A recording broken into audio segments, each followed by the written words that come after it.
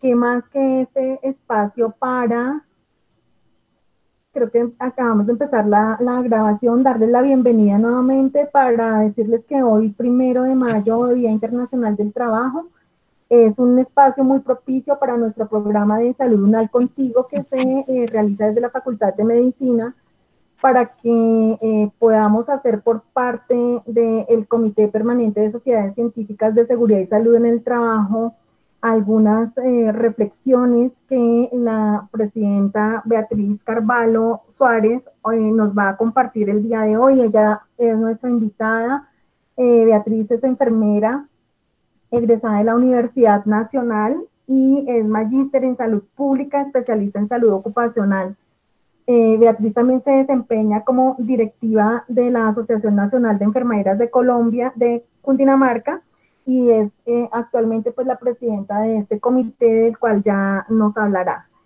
Es importante esta fecha para todos nosotros, para todos los trabajadores de Colombia. Me permito compartir para iniciar unas palabras que se dan desde la Organización Internacional del Trabajo a propósito de esta pandemia y a propósito de las condiciones laborales y de trabajo que tienen los trabajadores en el mundo, en donde se ha revelado que esta pandemia, de una manera muy cruel y extraordinaria, ha demostrado las precarias e injustas condiciones laborales en el mundo del trabajo. A partir de esa reflexión, entonces, quiero darle las gracias a Beatriz por haber aceptado esta invitación y pues bienvenida Beatriz, la dejo con el micrófono, vamos a estar unos 45 minutos y al final dejaremos 15 minutos para participación de quienes nos acompañan el día de hoy. Muchas gracias. Muy buenos días para las personas que nos están acompañando en este momento.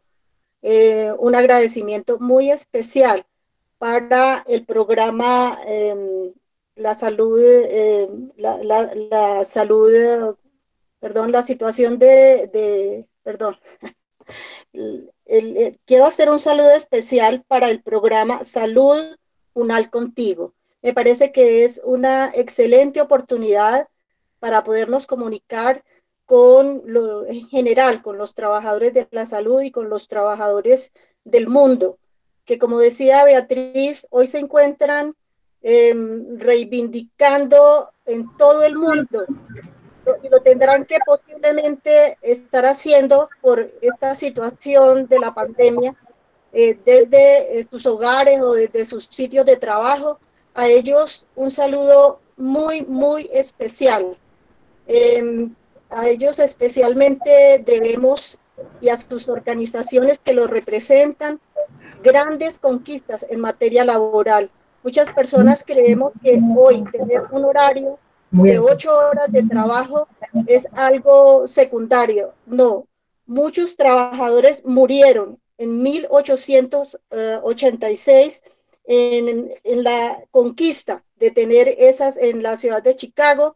Allí fueron masacrados muchísimos trabajadores, pero finalmente lograron la conquista de tener hoy 8 horas de trabajo, 8 horas para el descanso y 8 horas para el ocio.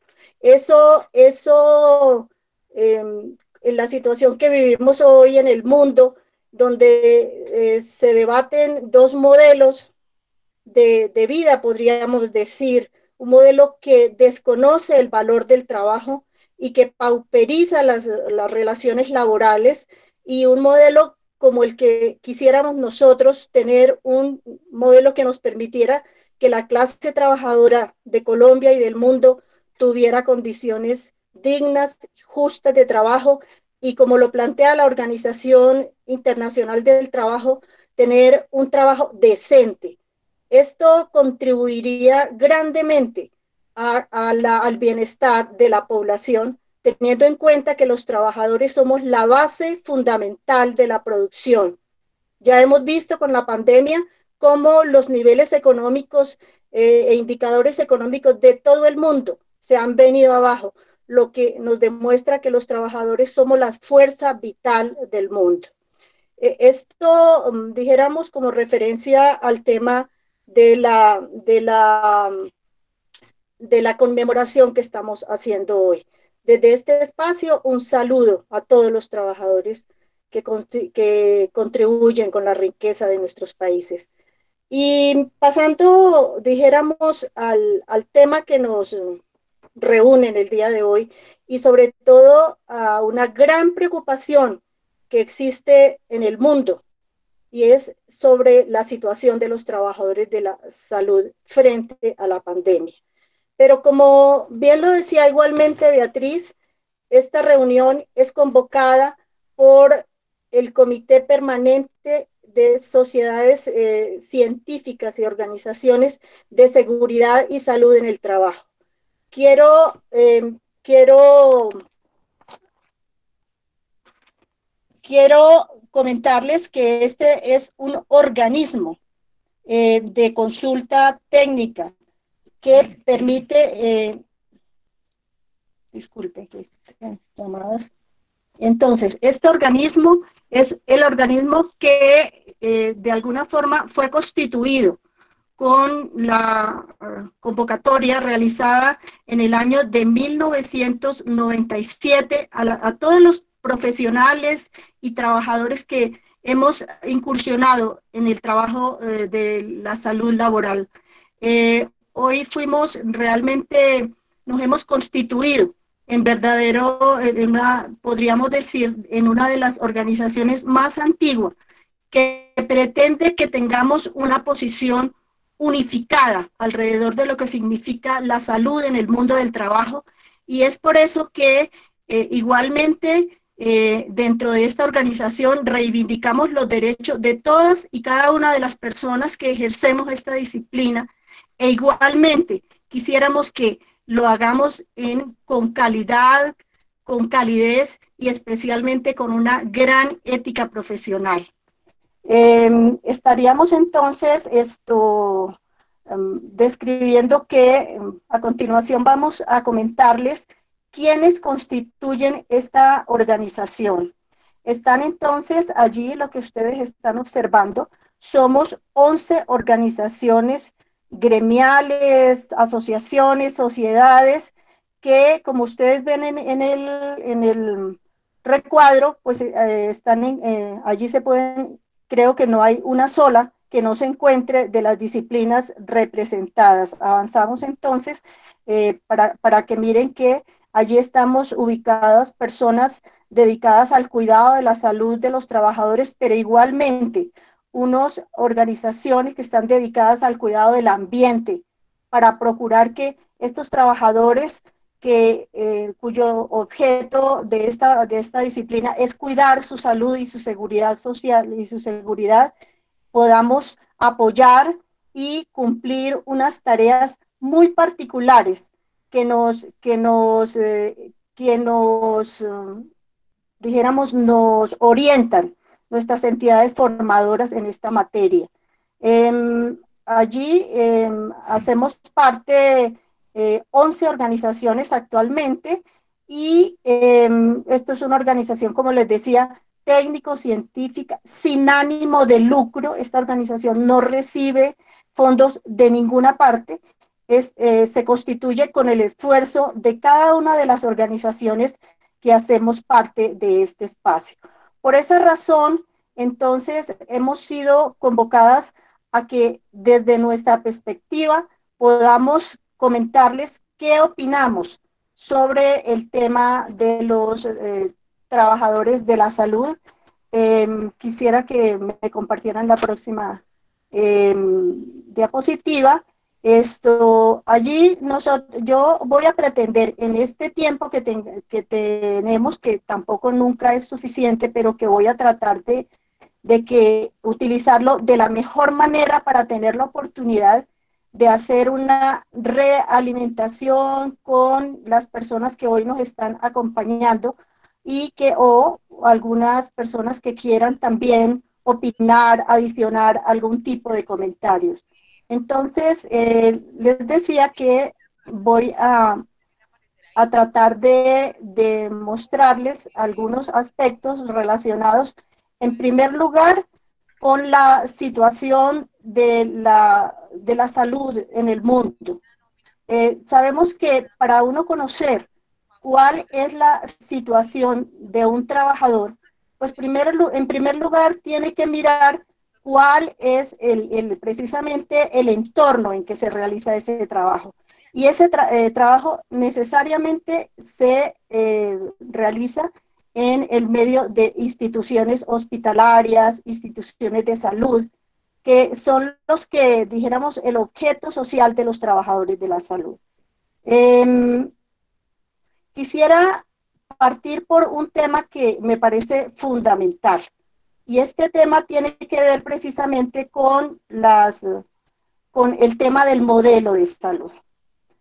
Es importante identificar cuál es el modelo de salud en el mundo, podríamos decir en el mundo, porque estas son corrientes políticas que se mueven y que tienen gran incidencia en qué modelo de salud y en qué modelo de país se desarrollan estas actividades.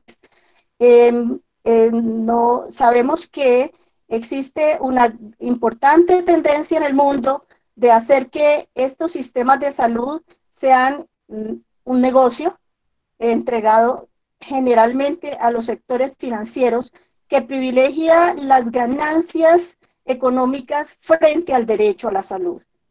Para el caso particular de nuestro sistema de salud en Colombia, nosotros tenemos un modelo que a partir de la Ley 100 de 1993 se constituyó en un modelo absolutamente privatizado, entregado en sus tres elementos centrales, como son la salud, las pensiones y los riesgos laborales, a empresas aseguradoras, que generalmente han hecho que esto se convierta igualmente en un negocio y no un derecho fundamental para la población colombiana y para contribuir en su bienestar.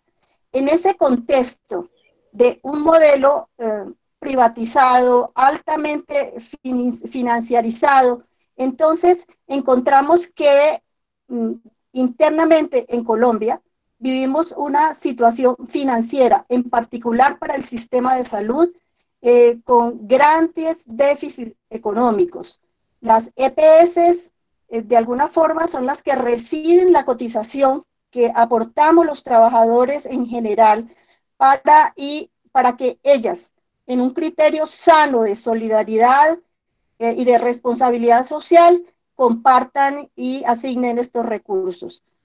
Últimamente se han presentado grandes fracasos en el país con algunas, sobre todo unas EPS que reúnen gran cantidad de afiliados. Nosotros pasamos de Saludco, que terminó intervenida por el Estado.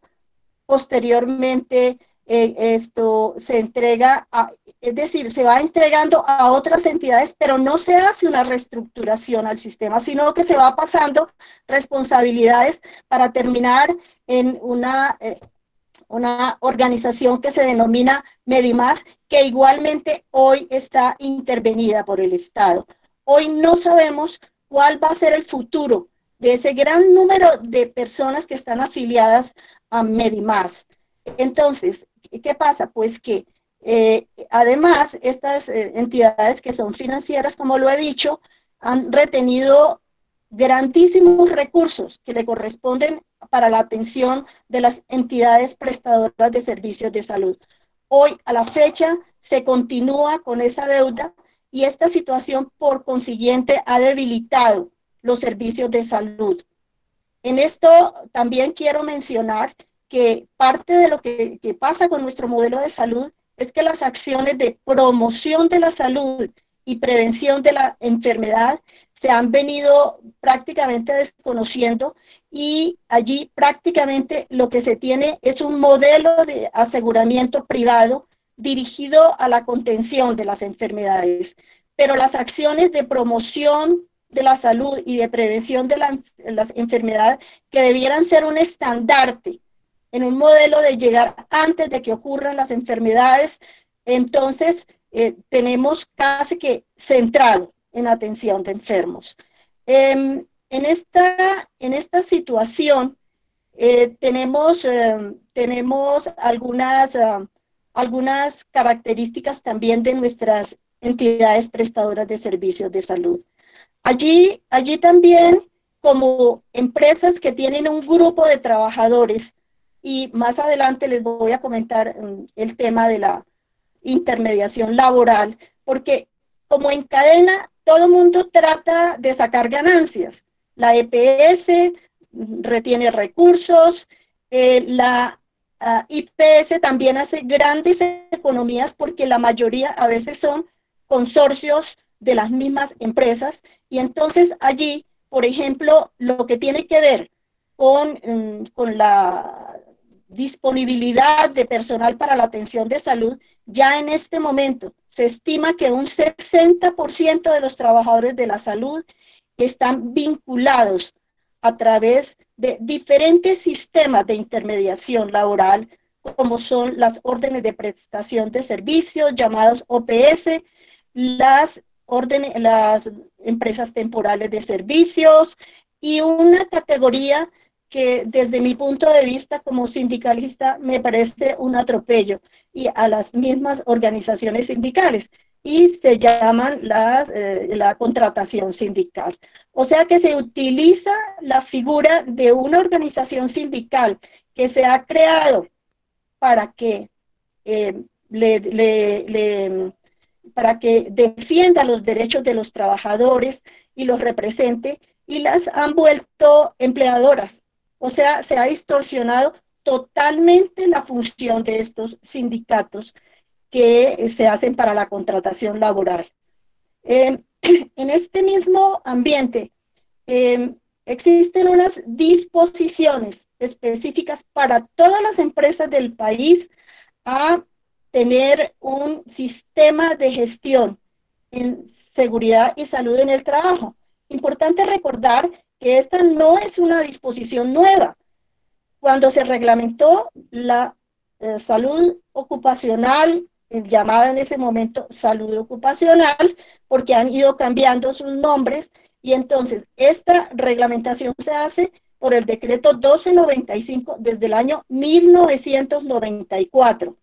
En estas disposiciones estaba incluido que los empleadores, todos los empleadores tenían la obligación de establecer un sistema, un programa de salud ocupacional, se llamó en ese momento, y que estaba bajo la absoluta responsabilidad de los trabajadores, de los empleadores, perdón. Y entonces, ¿qué pasa? Que por un lado, la tercerización que se ha dado en el sector pues no deja claridad quién es el empleador de los trabajadores tercerizados para proteger su seguridad y su salud. Pero de otro lado, normas más recientes que han ido cambiando el nombre a este sistema de salud laboral. Hoy, a través de la disposición de una nueva disposición del año 2013 que reformó el sistema de seguridad social en riesgos laborales, le llamó en lugar de programa de salud ocupacional, le llamó sistema de gestión en seguridad y salud en el trabajo. Recientemente, en el año 2019, el Ministerio de Trabajo expide la resolución 103 para que se establecieran plazos específicos para que las empresas pusieran en cumplimiento este sistema de gestión. Es posible que algunas empresas lo hayan hecho, no tengo el estudio ni el informe, pero la mayoría de las instituciones del sistema de salud no han puesto en funcionamiento este sistema de gestión. ¿Y eso por qué lo evidenciamos? Porque cuando inicia la pandemia, más o menos en el país, más o menos a principios del mes de marzo, si estos sistemas estuvieran funcionando, tendríamos unos trabajadores evaluados, su salud, su situación de salud, lo que se denomina la historia clínica ocupacional, que se acompaña de exámenes y pruebas específicas para saber cómo está la salud de estos trabajadores, y hubiéramos podido hacer una selección, qué trabajadores tienen su capacidad física para poder atender directamente los pacientes infectados con el COVID. De otra parte, también está el tema de las reglamentación o las normas técnicas en materia de bioseguridad. En la actualidad no se dispone de un reglamento, una norma técnica oficial en bioseguridad. En las diferentes instancias donde yo he podido participar, se circuló mucho tiempo un documento sobre esta norma técnica, pero al momento de la pandemia, esta norma técnica aún no había sido aprobada. Por esa razón, entonces, cada entidad prestadora de salud pues debe elaborar su propio reglamento de bioseguridad. Es importante aclarar que esta norma técnica es de obligatorio, debiera ser de obligatorio cumplimiento. Por eso, solo hasta el 24 de abril, el gobierno y el ministerio, en cabeza del Ministerio de Trabajo, expide una disposición en materia de bioseguridad para la pandemia. Considero yo un poco tarde porque ya había pasado mucha gente que estaba expuesta y que no tenía los elementos de protección específicos para la atención de esta pandemia. Recordamos que los países que han parado inclusive, han enfrentado esta pandemia, tenían dos criterios especiales. Me refiero de pronto a China, que fue donde se inició esta pandemia. Entonces, ellos de urgencia activaron una infraestructura muy especializada y de otra parte fortalecieron sus recursos humanos de la salud. Y estas personas fueron dotadas de unos completos elementos de protección personal, unas barreras para que estas personas que están en el frente, como podríamos llamar, de batalla, de enfrentar la pandemia, tuvieran una garantía de conservar sus condiciones de salud. Es posible entonces que estos elementos no estaban listos y por esa razón se presentaron tantas confrontaciones con los trabajadores de la salud. ¿Quién ha dicho que los trabajadores de la salud somos superhéroes? No, somos seres humanos y que igual saber que se enfrenta a la muerte y a unas condiciones poco seguras, pues a la gente lógicamente le da temor enfrentar en esas condiciones esta pandemia. Nosotros como trabajadores de la salud estamos en la primera línea, especialmente algunas profesiones. Estas profesiones deberían ser absolutamente protegidas para garantizar su salud y su vida. Entonces, ¿qué ha pasado? Pues que por múltiples disposiciones que ha expedido el Ministerio de Salud frente a esta pandemia y frente a las garantías, sobre todo el decreto donde acogió que nos encontrábamos en una situación especial en el sector salud. Entonces, allí una de las cosas que molestó mucho al sector salud de trabajadores, me refiero, es que casi que se establecía que era obligación que los trabajadores que no estuvieran en ese momento laborando fueran llamados a contribuir con la atención de esta emergencia. Eso no puede hacerse sin tener unas garantías, y me refiero a garantías tanto para los que están vinculados como para los que no están en este momento, de tener una estabilidad laboral. Si el 60% de los trabajadores no cuentan con una estabilidad laboral, es muy difícil que alguien se haga responsable de su situación de salud. Por esta razón, entonces, diferentes confrontaciones se han presentado. Me parece a mí que fue una feliz oportunidad, por un lado, de que todos los trabajadores de la salud, a través de sus diferentes organizaciones que los agrupan, hiciéramos un frente común para tomar el liderazgo en el sentido de hablar con las autoridades del gobierno, en particular con el Ministerio de Salud y de Trabajo, lógicamente, para que se garantizara, por un lado, la estabilidad laboral de estos trabajadores. En segundo lugar, otro elemento supremamente grave que se presenta es que hay instituciones, especialmente de carácter público, que se les adeudan más o menos de 4 a 6 meses de salario, que se cumpla con esta responsabilidad. Y de otro lado, que se garantice la dotación de elementos de protección personal a todos los trabajadores de la salud, porque en el sector salud todos los que estamos allí somos importantes. Luego, nos parece tan importante un conductor de una ambulancia, un portero, como los altas, dijéramos, recursos que se tienen también en la atención directa de salud. Todos merecemos que se nos trate con garantías de protección para la salud. Entonces, en ese parte de las recomendaciones, las disposiciones que trae el Ministerio de Salud es solicitar o exigirle a las ARLs que destinen el 7% de su cotización a comprar elementos de protección personal para los trabajadores afiliados a cada ARL. Allí se presenta como una especie de conflicto de intereses. Por un lado, las ARLs recuerdan que es responsabilidad de los empleadores tener no solamente elementos de protección personal, sino que se deben tener también todo lo que significa tener un sistema de gestión en seguridad y salud en el trabajo funcionando. Entonces, de otro lado, pues el ministerio define pues que esta es una pandemia, que estamos en una situación especial y que las ARLs, pues como parte de su contribución a la promoción de la salud de los trabajadores, deben hacer este compromiso.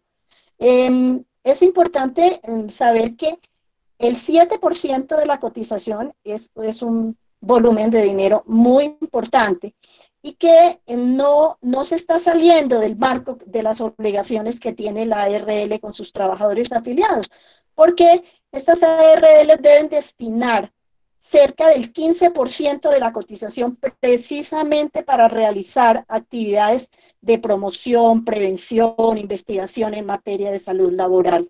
Luego, me parece que tampoco es descabellado que nuestras administradoras de riesgos laborales solidariamente se comprometan con este tema.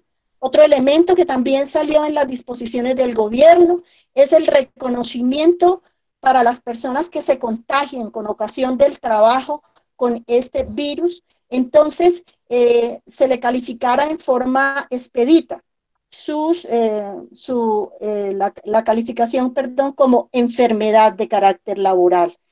Hay una disposición, nosotros tenemos la esperanza de que realmente estos trabajadores, sin ponerle muchas trabas, sean calificados, porque ordinariamente para un trabajador que sufre una contingencia en el trabajo, ya sea por un accidente de trabajo o por una enfermedad laboral, tiene muchísimas dificultades, muchísimas barreras, muchísimas trabas para poder acceder a ese derecho que tiene por haber cotizado su empresa a una empresa administradora de riesgos laborales.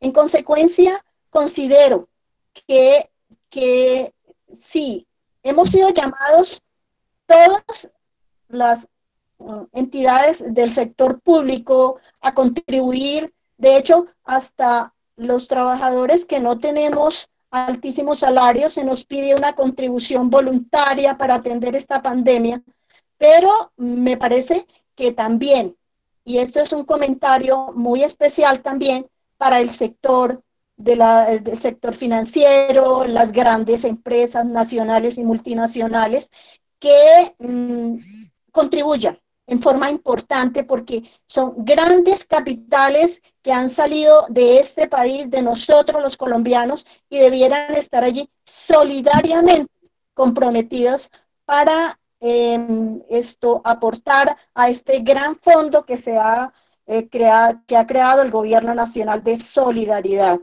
Quisiéramos también recomendar, porque lo podemos hacer de nuestra organización, es que este fondo tenga una vigilancia sistemática de cómo se utilizan estos recursos. Sabemos en otras contingencias cómo se han manejado los aportes que dan organizaciones nacionales e internacionales. No quisiéramos que eso pasara con este fondo y que realmente atendiera las verdaderas necesidades que se presentan.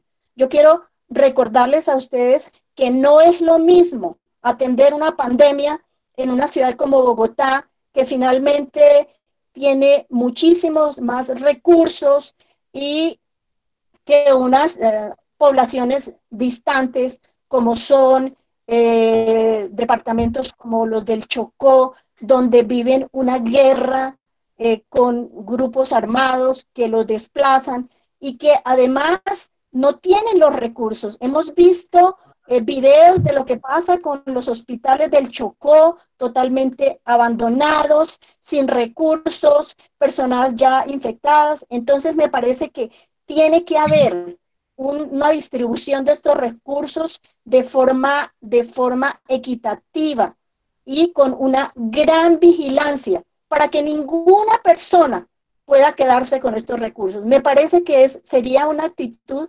absolutamente desleal, no solamente con el país, con la gente de este país.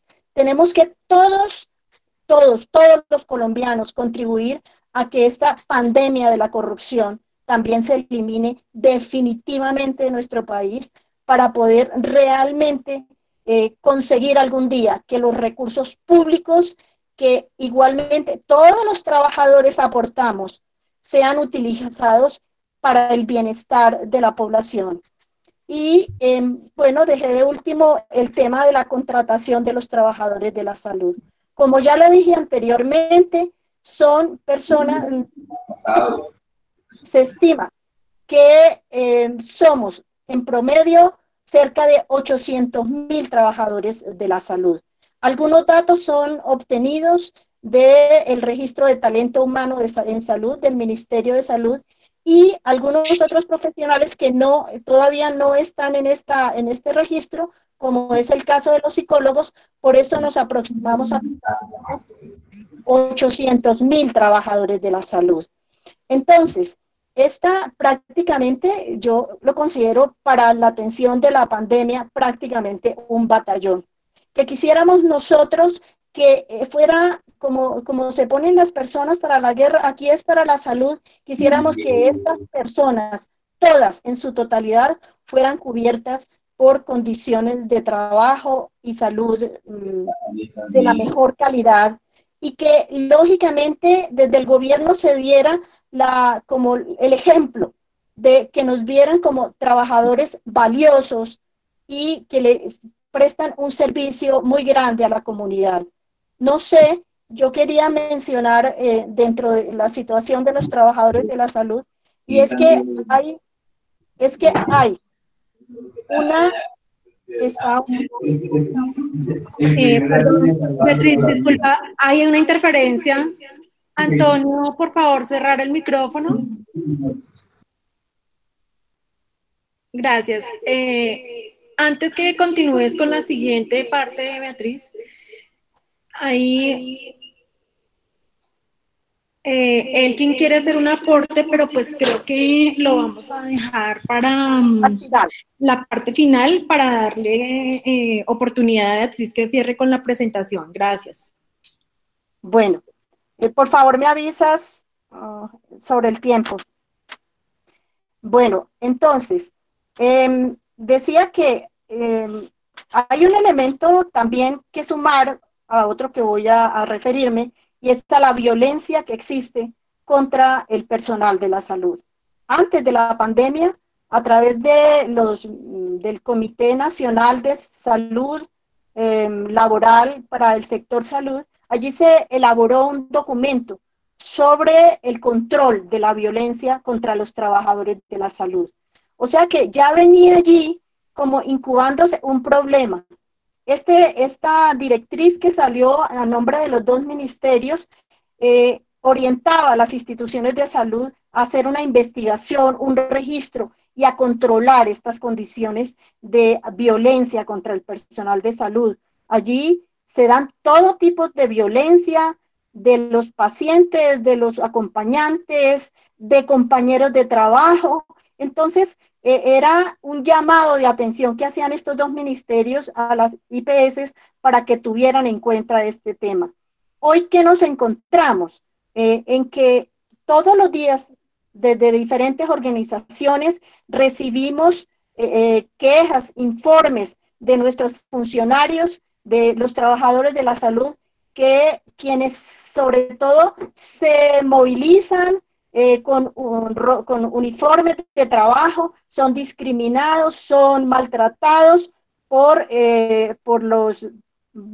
las personas que van en el transporte público, pero inclusive personas, vecinos nuestros que saben que nosotros trabajamos en el sector salud, también hemos sido agredidos por estos vecinos. Entonces, aquí hay un conflicto muy grande de violencia. Me parece que debe buscarse una forma, en primer lugar, en este momento que estamos en pandemia, es que los organismos que estudian este tema recomiendan, en primer lugar, que ningún trabajador de la salud debe salir a la calle con ropa de trabajo y que igualmente se debe desplazar en ropa de calle hasta su sitio de trabajo. Uno diría una norma sana, pero ¿qué pasa? Para poder cumplir esta norma, las instituciones de salud deben tener una infraestructura disponible para los trabajadores de la salud, donde ellos puedan tener un sitio especial para cambiarse y guardar su ropa de calle en un casillero y ponerse la ropa de trabajo. Se recomienda igualmente que esta ropa de trabajo, ojalá en lo posible, fuera lavada dentro de la misma institución, cosa de que las personas que salen nuevamente a su casa no lleven infecciones de cualquier tipo a su vivienda, a las personas que viven con ellos, o lo que llamamos las infecciones cruzadas. Entonces, es por eso que, lógico, estas normas de bioseguridad deben estar acompañadas también por estas infraestructuras físicas. De igual manera, esta infraestructura física debe contener unas baterías de duchas, de baños para el personal de la salud. Es que es inconcebible que en la reciente norma de habilitación de las instituciones prestadoras de servicios de salud, desde la Asociación de Enfermeras hicimos muchísimas observaciones a esa norma. Una de ellas, esto que les estoy diciendo, de tener una infraestructura específica para el cambio de ropa de los trabajadores de la salud. Y por otro lado también solicitamos específicamente que así como se habilitan otras situaciones, se habilitara el tema o se estableciera como criterio que toda IPS para ser habilitada debería tener funcionando su sistema de gestión en salud y seguridad en el trabajo. Es lo mínimo que puede hacer una entidad que cuida la salud de la población, que cuide la salud de sus trabajadores. Entonces, yo simplemente voy a referirme en este momento ya para culminar y poder abrir la sesión que está la gente pendiente, el último boletín expedido por el Instituto Nacional de Salud. Por favor, me comparten ya. Entonces, donde el 28 de abril hace un corte el instituto y nos da los siguientes datos. Ustedes pueden ver aquí la curva, cómo se viene comportando con relación a los casos de personal de salud que se ha contaminado. Se considera que de los 400, de toda la población que tiene contagio en este momento en el país, 5.949 personas, el personal de salud se ha contaminado o son casos de ese grupo de 417 personas, correspondiendo a un 7% del personal en relación con toda la población. ¿Me pasan la siguiente, por favor?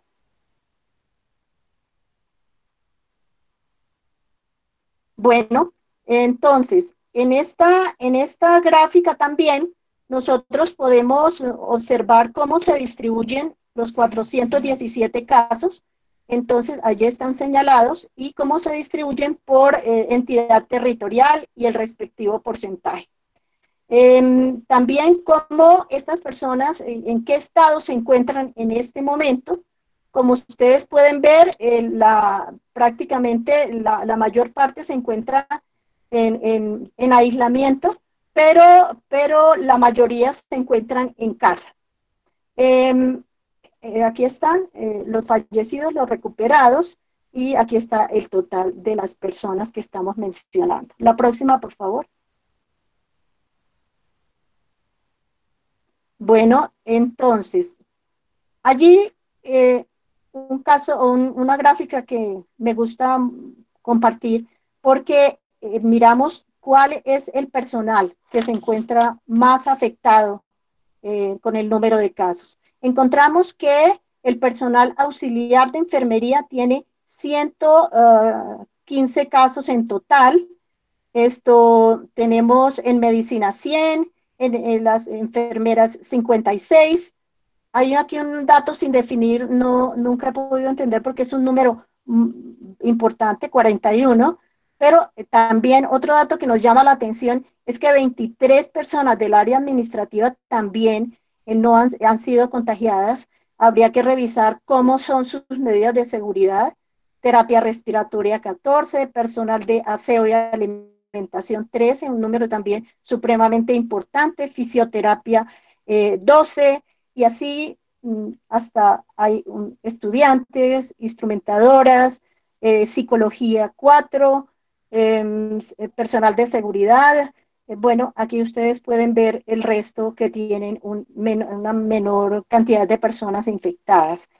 La próxima, por favor. Entonces, aquí está la distribución de los casos también en personal según la ubicación. Entonces, ¿dónde se encuentran en este momento? La mayoría se encuentra en su casa, un 96.2. Han fallecido, 6 personas han fallecido a la fecha. Y en el hospital o hospitalizados se encuentran 10 personas. Esto es, dijéramos, en términos generales, el boletín que está expidiendo el Instituto Nacional de Salud, y nos referimos siempre a esta fuente oficial para que empecemos a manejar datos únicos con relación a este tema. Yo quería solamente, ya para terminar, referirme a un tema que me parece importante. Recientemente ha salido una propuesta de disposición en materia de el servicio social obligatorio, que en este caso estamos prestando médicos, enfermeras y bacteriólogos. Nos parece que nosotros siempre hemos pensado que es necesario tener una mayor cobertura con este servicio social obligatorio, inclusive por su nombre es obligatorio y es social. Es decir, de qué forma los trabajadores de la salud de alguna forma contribuimos a cuidar la salud de la población. Pero esto no ha sido posible. Inclusive esto depende del criterio normalmente de las IPS que digan yo recibo 1, 2, 3 personas. Y la mayor parte de nuestras personas para hacer el servicio social obligatorio les entregan su reconocimiento como si lo hubieran prestado, porque no hay plazas para que estos lo puedan cumplir. Y entonces me parece que nosotros desde la ANEC hemos pensado siempre que es un gran desperdicio de este personal que pudiera hacer muchísimas actividades en el medio ambiente rural, especialmente. Ahora, con esta nueva disposición del gobierno, llaman a todas las personas que estén próximas a solicitar su servicio social obligatorio. Sí, les abren el campo, hablan de llevarlos a las cárceles, a los sitios más vulnerables, en situaciones de crisis. Eso, claro que lo tenemos que hacer, pero la pregunta es, cuáles son los protocolos de bioseguridad, no tanto física, sino también seguridad, es decir, toda clase de seguridad para que estas personas vayan y es decir, presten un verdadero servicio, pero igualmente, ¿cómo se les protege? ¿Cuál es dijéramos, el periodo o la actividad de entrenamiento y de actualización que se va a hacer con estas personas antes de ser desplazadas a estos sitios? Me parece que son temas que el ministerio debe dejar claramente definidos. ¿Por qué? Porque esta es gente que sale y se dispersa en diferentes sitios y ojalá la norma lleve los elementos y herramientas suficientes para que nuestro personal que va a prestar este servicio tenga las garantías de seguridad necesarias. Bueno, solamente me resta agradecerles la atención y pues esperar los comentarios y las propuestas que pueden haber lógicamente frente a este tema. Muchas gracias. Beatriz, muchas gracias. Creo que realmente pues es un panorama muy amplio el que nos has dado acá. Muchos temas seguramente para abordar y para profundizar. En este momento, quienes tengan preguntas, por favor, las van escribiendo en el chat. Tengo pendiente un aporte de Elkin Ríos que quería hacerlo. Entonces, 2 minuticos para que, por favor, puedes abrir el micrófono.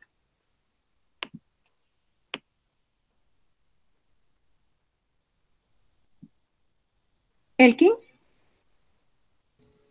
Ahí, ¿me escuchas? Sí, perfecto. Bueno, cordial saludo, buenos días para todos. Feliz día del trabajo. Es con referencia a las ARL. En las locuciones presidenciales y en el informe diario vemos al señor ministro de Salud y al señor ministro de Trabajo pues, con una exigencia bastante alta. Desafortunadamente nos está quedando todos en la exigencia. Este es el momento en que los kits de bioseguridad entregados por algunas ARL realmente, con todo el respeto, causan, no sé, causan molestia o causan risa.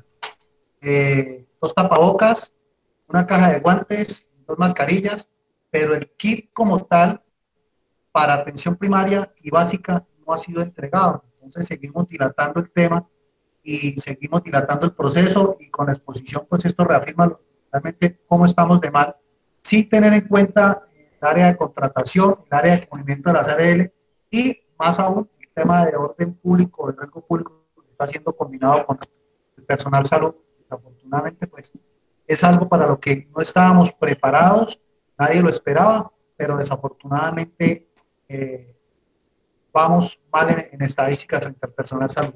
Muchas gracias. Gracias, Elkin. Sí, Gracias. ya creo que parte de esto lo había recogido Beatriz en lo que venía hablando precisamente de cómo nuestro sistema pues no, ni estaba preparado ni tampoco en más de 25 años que llevamos de un sistema de seguridad social, pues lo hemos logrado. Antes que ella haga su intervención, hay una solicitud de Esperanza Rodríguez, por favor.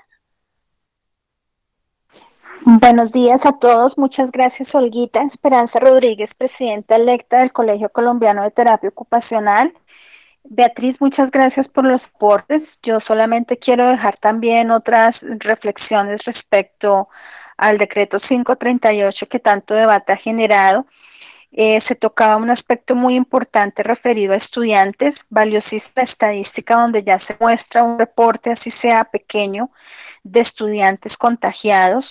Y en ese orden de ideas, creo que faltan pronunciamientos muy claros, puesto que es totalmente cierto que en muchas instituciones de salud, incluidas instituciones donde se hacen procesos de rehabilitación, yo no sé qué es lo que le pasa ni a la universidad ni a las IPS, donde con tal de seguir prestando servicios se sigue dando una exposición de estudiantes.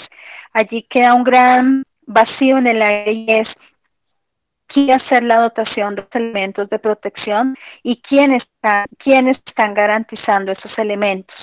Lo otro es con tantas medidas, con tantos protocolos, con tanto tema de bioseguridad, el decreto también se hace muy flexible en términos de la habilitación de instituciones prestadoras de servicios en otro tipo de servicios que tradicionalmente no han venido prestando. Y allí el ministerio, creo yo, también se está quedando muy corto, puesto que los empleadores de por sí están aumentando el nivel de riesgo, el nivel de peligro a una exposición. Y la reflexión final es básicamente valiosísimo poder conectar todos estos datos, todos estos análisis con el monitoreo de condiciones de seguridad y salud en el trabajo que venimos adelantando todos los colegios profesionales y de lo cual ya se generó el primer boletín hace ya 2 semanas. Muchas gracias. Gracias, Esperanza. Acá nos pregunta María Claudia, y bueno, creo que aunando otra pregunta con Emma, sobre si se conocen estadísticas sobre el servicio de salud domiciliario respecto a elementos de protección personal. ¿Qué avances se ha tenido sobre el cubrimiento y suministro de elementos de protección personal? ¿Sí? Y teniendo en cuenta que hay trabajadores domiciliarios. Beatriz, ¿tienes algo para decirnos respecto? No, yo realmente el dato exacto no lo tengo. Sí, es decir, yo simplemente tengo un análisis con relación. Si en las entidades asistenciales donde se encuentran pacientes gravemente en cuidados intensivos, es decir, realmente, como dijo el compañero que mencionó anteriormente, ni la institución le está suministrando los elementos de protección personal, perdón, y que son elementos, dijéramos, que debieran venirse utilizando desde antes de la pandemia. Yo eso es lo que digo, es que esto es lo que nos muestra que una situación muy grave en nuestras entidades prestadoras de servicios de salud. Y lo segundo es que el protocolo que sacaron el 20 sobre bioseguridad en la pandemia no es muy específico. Yo creo que a mí me da temor es que hay personas empleadoras que le dicen a la gente, no, es que esta situación es ambigua. Voy a ponerme un pequeño ejemplo. Y es cuando una persona la mandan a cuarentena por tener signos y síntomas. La pregunta que le hace a uno todo el mundo es, ¿quién le da la incapacidad? Es decir, porque entonces en la institución le dicen, no, a usted la mandaron a cuarentena, pero no está incapacitada. Si se va a cumplir su cuarentena de los 14 días, nos tienes que devolver el tiempo. Entonces, hay una serie de inconsistencias en toda esta normatividad. Por eso digo que, en particular, debiera haberse abierto un capítulo muy específico para las personas que van supuestamente a salir a hacer atención primaria, que van a ir a los hogares de la gente, que van a hacer seguimiento, que hay que mirar cómo están las personas que están en cuarentena, si están cumpliendo las medidas de protección para ellas mismas y su familia. Es decir, tiene que allí haber una situación muy específica para que se nos diga qué elementos de protección personal necesitan estas personas. Otro elemento que me parece fundamental es el tema del transporte. El transporte debiera facilitarle a estos equipos que van y que no siempre van a sitios muy seguros. Hay sitios que tienen unas situaciones de orden público por toda la pandemia, por todas sus condiciones de vida, y que el personal debe ir absolutamente protegido, no solamente en sus componentes biológicos, sino en su seguridad física. Sí, Beatriz. Sí, mira, hay un comentario, bueno, es un comentario, una pregunta, dice Carmen Gómez, como agrupación de asociaciones, creo que se refiere a Coperso específicamente, ¿qué se está haciendo para soluciones al respecto? Porque ya sabemos todas las quejas y análisis. Sí, mira, quería contestarle. Si se refiere a Coperso, como yo les comenté, es dijéramos, una asociación de organizaciones que tienen que ver con el tema de la atención en salud laboral. Nosotros somos, como les decía, un instrumento técnico, pero no es gubernamental, no es de carácter, dijéramos, si se puede llamar independiente, sin ánimo de lucro, y que nosotros, por la participación que tenemos en algunos espacios, como es el Consejo Nacional de Riesgos Laborales, en los comités de salud ocupacional de Cundinamarca y Bogotá, simplemente asesoramos, damos observaciones, revisamos las normas técnicas, enviamos nuestras observaciones en diferentes temas. Hemos enviado, con todo esto que se ha dado del sistema de gestión en salud y seguridad en el trabajo, hicimos innumerables recomendaciones. Es decir, siempre hemos tenido una posición muy clara como este organismo.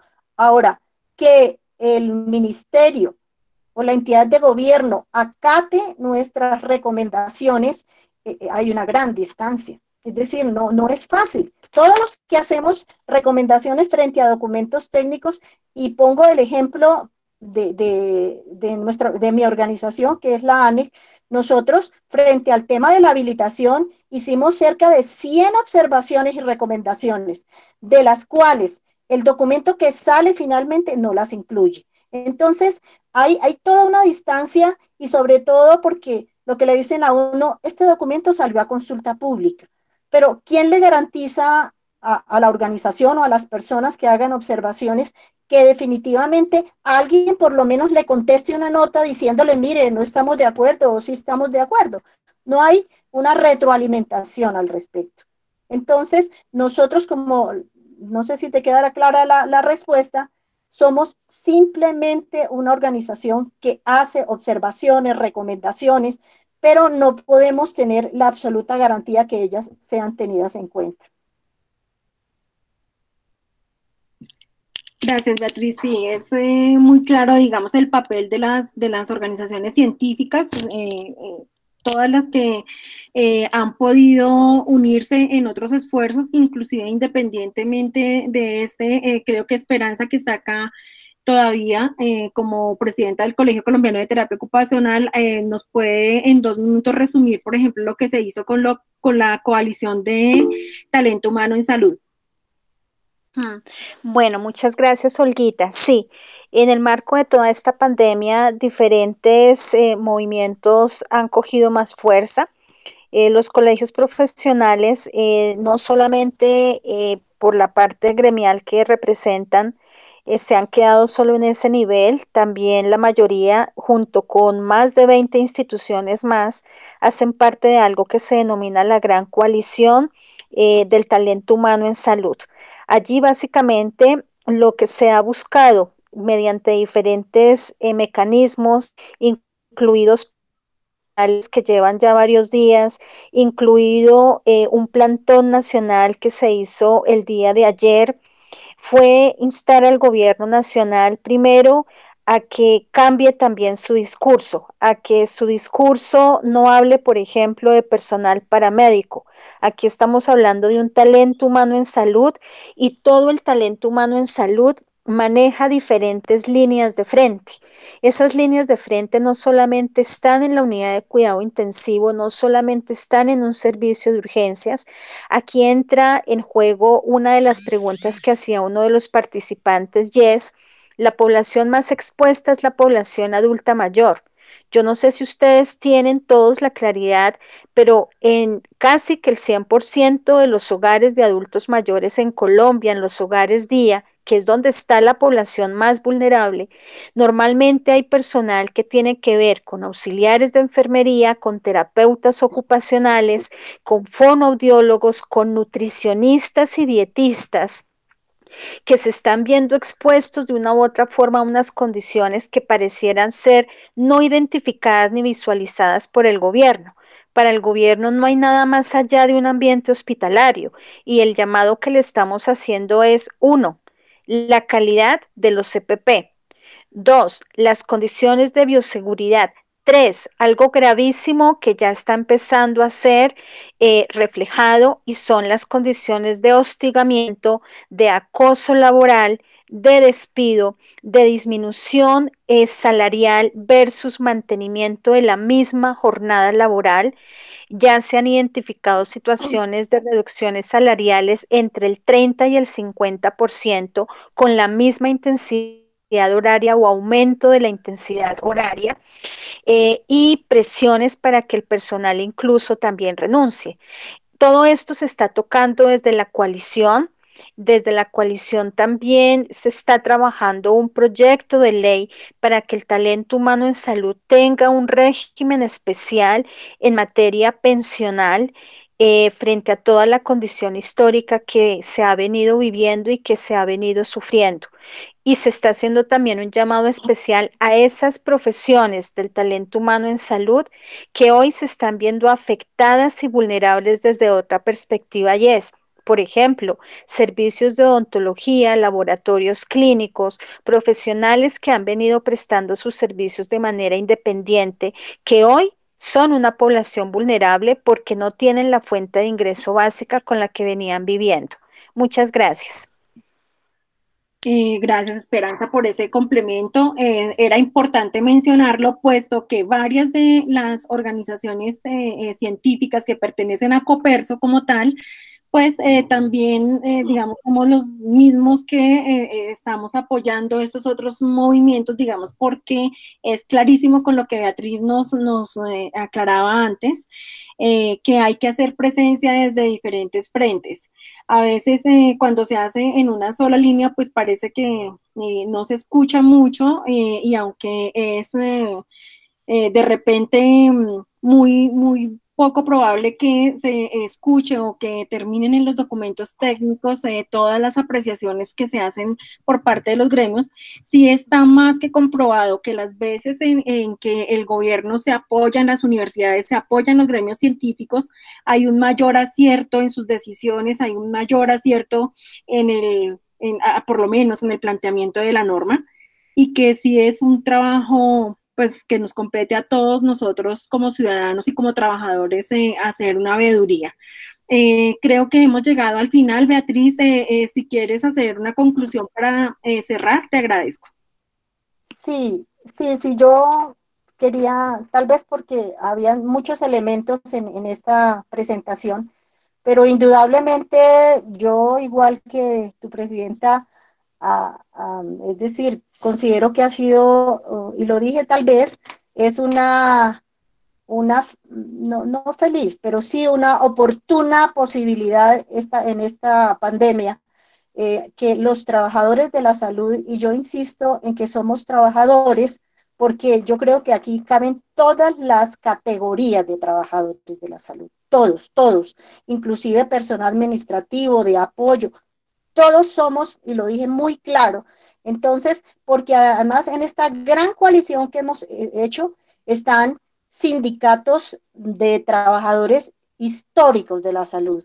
Uno de ellos están CINDES, ANTOC, la ANEC, que entre otras cosas lleva 85 años como organización que representa esta profesión a nivel nacional. Entonces, ellos han venido en esta lucha. Lo que pasa es que hoy tenemos claro es que necesitamos es unidad alrededor de la construcción de un nuevo modelo de salud, que sea solidario, que no privilegie las ganancias, todo esto que hemos venido diciendo.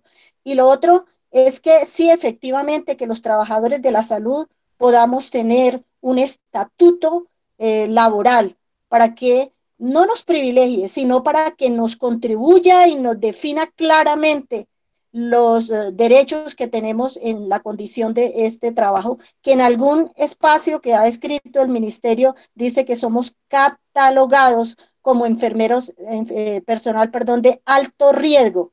En consecuencia, para el materia de riesgos laborales debemos ser cubiertos con una categoría especial que tiene la legislación, y es que para estos trabajadores, sus empleadores deben aportar 10 puntos más para cubrir una pensión especial, de tal forma que de acuerdo con las pérdidas laborales que tenga un trabajador que le hayan generado un accidente de trabajo o una enfermedad laboral, pueda retirarse anticipadamente.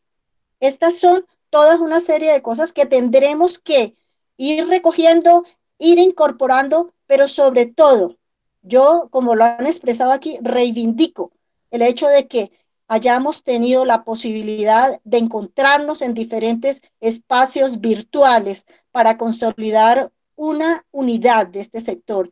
Solos, individualmente, por profesiones, independientemente, no vamos a lograrlo.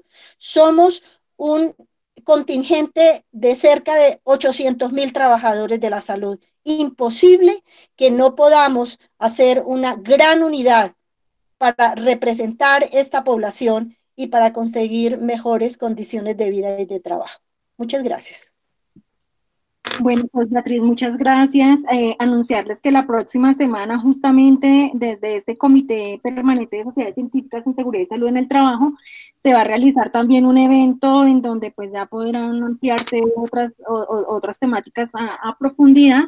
Agradecerle a Esperanza Rodríguez, presidenta del Colegio Colombiano de Terapia Ocupacional, y en el mío propio como delegada del Colegio Colombiano de Terapia Ocupacional en este comité, a todas las asociaciones científicas, colegios y demás que nos han venido acompañando en este trabajo.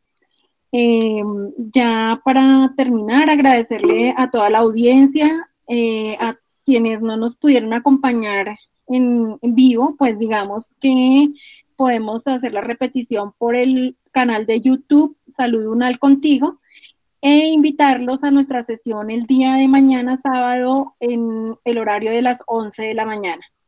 Muchísimas gracias a todos. Para ir cerrando, pues por favor cerrar sus micrófonos, sus cámaras y colgar la llamada. Gracias.